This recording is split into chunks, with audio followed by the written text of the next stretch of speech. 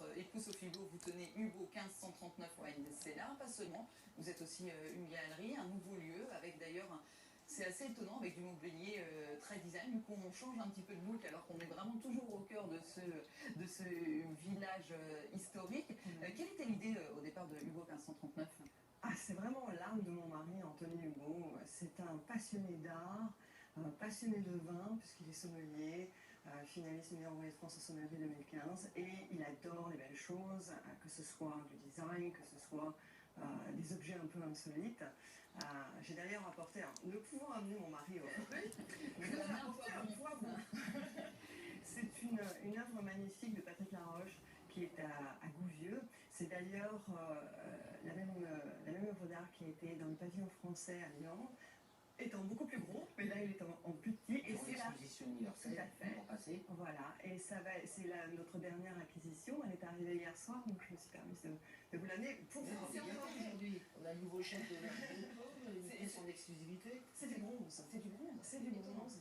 C'est assez lourd, c'est peint, il y a une technique avec des reflets bleus, comme ça c'est assez voilà. Donc ça c'est pour la partie galerie artistique, mais c'est aussi une vinothèque, une cave de grandes bouteilles, avec une idée de découverte aussi, par exemple avec des champagnes qu'on ne voit pas partout, c'est ça l'idée? Tout à fait, donc l'idée vraiment d'Anthony, c'était de pouvoir faire découvrir à beaucoup de gens des vins un peu confidentiels, comme il dit, des bombes atomiques qui ne sont pas connus, donc qui n'ont pas une grosse valeur marketing ou un nom, et forcément à des prix beaucoup plus abordables.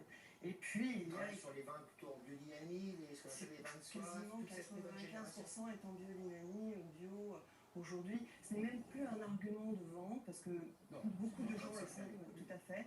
Mais l'argument, c'est des rencontres avec des vrais vignerons, avec des vignerons jeunes. C'est comme les chefs. Tout à fait. C'est vraiment une histoire.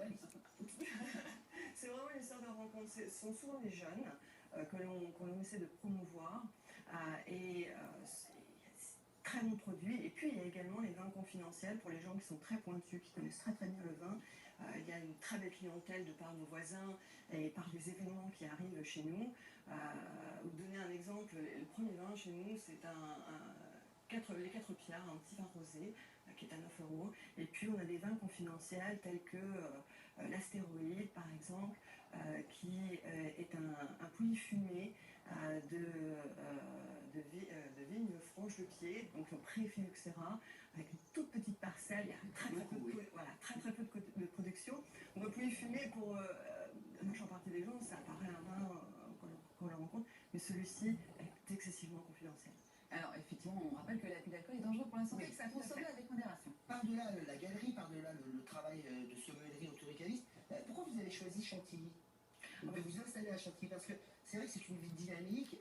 Moi j'aime beaucoup les villes de province, je vis souvent en week-end. Souvent il y a des grands événements. Une vraie dynamique, parfois des pouvoirs politiques, pouvoirs publics.